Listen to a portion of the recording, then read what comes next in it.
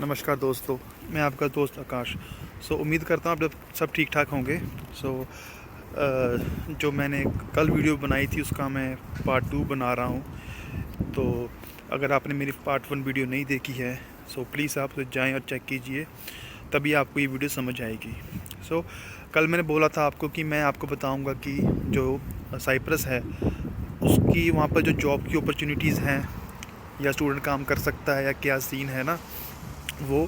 और प्लस यहाँ पर आपको जो आप यहाँ पर हो आप यूक्रेन में, तो यहाँ पर जॉब करके आप क्या सैलरी ले सकते हो या आपको काम करना अलाउ है या नहीं है। वो आपको मैं बताऊँगा दोनों में से, दोनों कंट्री के बारे में। पहले तो हम यहाँ बैठ जाते हैं और बैठ के कुछ आराम से वीडियो बनाते हैं। हाँ जी। जैसे कि अगर आप साइप्रस में जाते हो स्टडी वीज़े के ऊपर, तो फर्स्ट ऑफ़ ऑल आप वहाँ पर बाई लॉ काम नहीं कर सकते। आपको पहले वहाँ पर, जैसे कि यहाँ पर आप टीआरसी बोल लेते हैं, यूक्रेन में है आप किसी और भी कंट्री में, वहाँ पिंक कार्ड होता है जिसको टीआरसी ही बोलते हैं।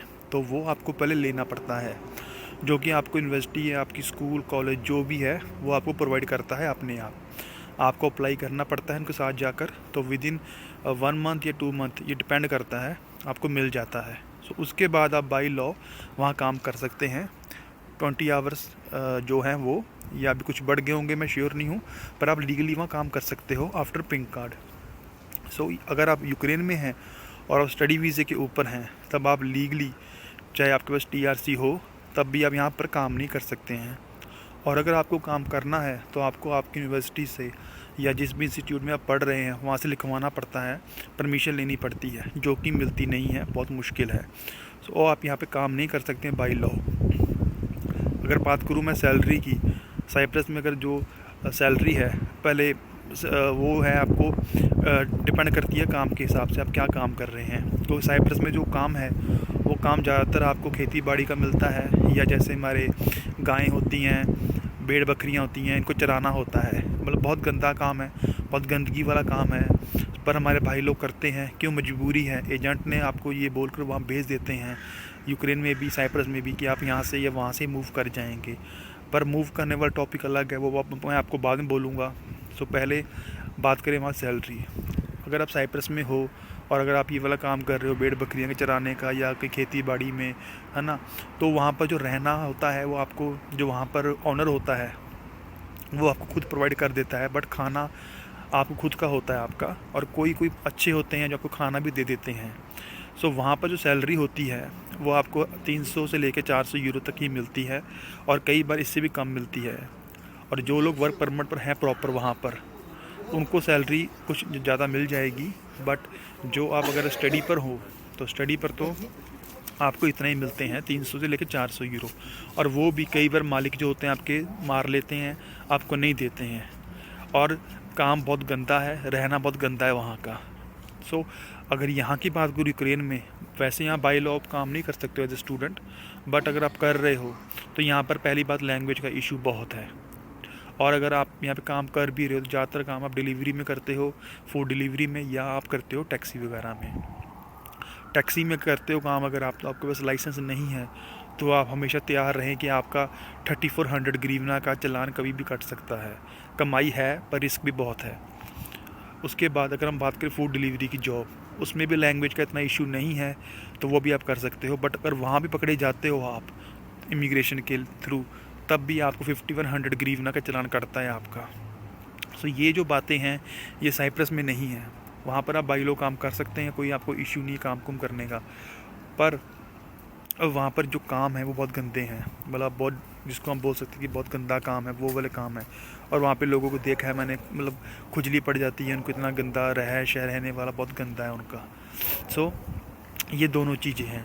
और टैक्सी अगर आप चलाना चाहते हैं, आप वहाँ भी चला सकते हैं साइप्रस के अंदर, ठीक है, वहाँ भी आप अच्छे पैसे कमा सकते हैं। और एक जो बहुत अच्छी है साइप्रस की, जो मेरा एक्सपीरियंस है, कि वहाँ पर लैंग्वेज वैसे ग्रीक बोलते हैं, उनकी ग्रीक लैंग्वेज है अपनी, बट वहाँ पर लैंग्वेज का इतना इशू नहीं है।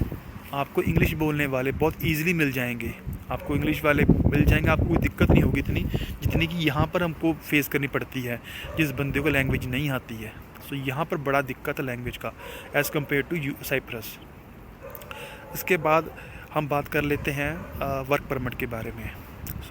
जो साइप्रस में वर्क परमिट होता है उसमें ये है कि आपको जिस कंपनी ने बुलाया है आप उसी के अंडर काम करते हैं, और जो इसकी कॉस्ट है ये डिपेंड करती है, 4 लाख से ऊपर शुरू होता है ये, वैसे कम में लगता है पर जो लोग लेते हैं 4 लाख 5 लाख ले लेते हैं साल के वीज़े का, और कई बार 3 साल का वीज़ा भी इसमें मिल जाता है, ठीक है।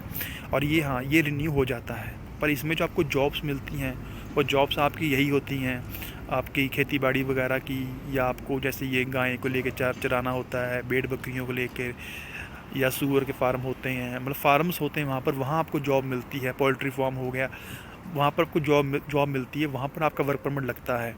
सो इसमें ये है कि जो काम है ये आपको 30 डेज़ पूरा दिन ही करना पड़ता है। इसमें आपको 2 हफ्ते बाद छुट्टी होती है, कुछ मालिक अच्छे होते हैं आपको हर हफ्ते छुट्टी दे देते हैं, पर ये डिपेंड करता है टोटली मालिकों के ऊपर। इसमें हम ये नहीं कुछ बोल सकते कि कोई टर्म ऐसी है कि जो लिख रखा है कहीं पे गवर्नमेंट साइट के ऊपर कि ऐसा है, ऐसा कुछ भी नहीं है। ये टोटली डिपेंड करेगा आपके मालिक के ऊपर कि आपको कितनी छुट्टी दे रहा है। और इसमें यह है कि आप जहाँ पे काम कर रहे हैं आप वहीं पर रहते हैं, तो इट मीन्स आप 24 आवर्स आप वहीं पर ही काम कर रहे हैं। आपको कभी भी आपका जो मालिक उठा देगा कि अभी ये काम करो, अभी ये करो इसमें। और इसके कंपेयर में अगर यहाँ की बात करूँ तो यहाँ पर अगर आप डिलीवरी जॉब कर रहे हैं तो आपको मज़े हैं कि अगर आपके जब दिल किया काम किया, जब दिल नहीं किया काम नहीं किया, मतलब जितना काम करोगे उतना ही पैसे कमाओगे। तो इसमें कोई आपका मालिक या बॉस नहीं है, आप खुद अपने बॉस हो। सो ये अच्छी बात है यहाँ की। सो और यहाँ पर जो यहाँ का वर्क परमिट है, यहाँ पर आपको कोई कंपनी के अंडर नहीं बुलाएगा कि आपको कंपनी के अंडर आए हो, खुद ही काम करना उसी के अंदर नहीं। यहाँ जो वर्क परमिट लगते हैं वो सबको पता ही है, और उसमें आप कहीं भी काम कर सकते हैं। बट अगर आप वहाँ पर, इसमें भी ये है कि अगर आप काम करते पकड़े जाते हैं कहीं और, तो आपको वो सीधा आपको वो डिपोर्ट भी कर सकते हैं और आपका चालान भी कट सकता है। सो पर अगर आप साइप्रस में हैं, वर्क परमिट के ऊपर है और वहीं काम कर रहे हैं, कोई दिक्कत नहीं है आपको, आप काम कर सकते हैं। और यहाँ का जो वर्क परमिट है वो एक्सटेंड नहीं होता है, आप जैसे मर्जी कर लीजिए, पर जो साइप्रस का वर्क परमिट है वो एक्सटेंड हो जाता है।